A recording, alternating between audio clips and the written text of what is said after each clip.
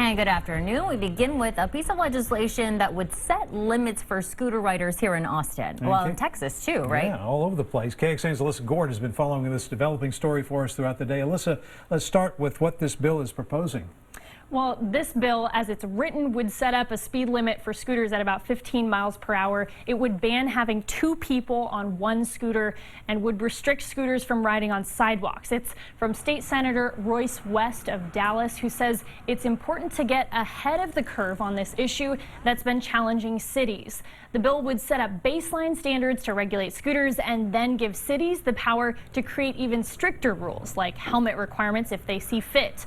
And it could also allow TxDOT and local departments to ban scooters on highways. The bill is set up with preference for scooters riding in bike lanes, but you could also ride them on a street that does not have bike lanes if it has a speed limit of 30 miles per hour or less. It would also establish a minimum age for people who can ride scooters at 16 years old. And we've been talking a lot about what the city of Austin has been kicking around as far as regulating e-scooters and e-bikes. They just recently pushed back a vote on that, right? So now it's going to be on May 23rd. What are some of the similarities and differences between what the state and then the city is doing?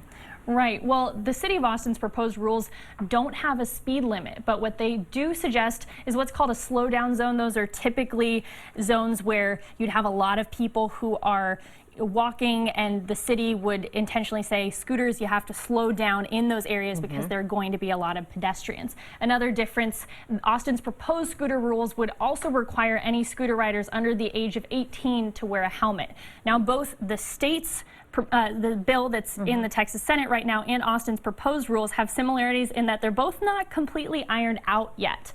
Austin is taking in more community input and trying to clarify legal definitions, and the state bill could make some changes too. For example, there's been some pushback on the requirement that you would need to have a driver's license in order to operate a scooter. And so there's a possibility that that could change as amendments get added to that bill next week. And you've broken all this down at our website, KXAN.com. That's right. I've pulled together the timeline for Austin scooter regulations and the details of this bill, including the limits it would place on riding in the street and why one of the scooter companies in Austin testified in favor of the bill. And you can find all of that at KXAN.com. Everyone cares about the scooter, so they will check it out. Alyssa, thank you.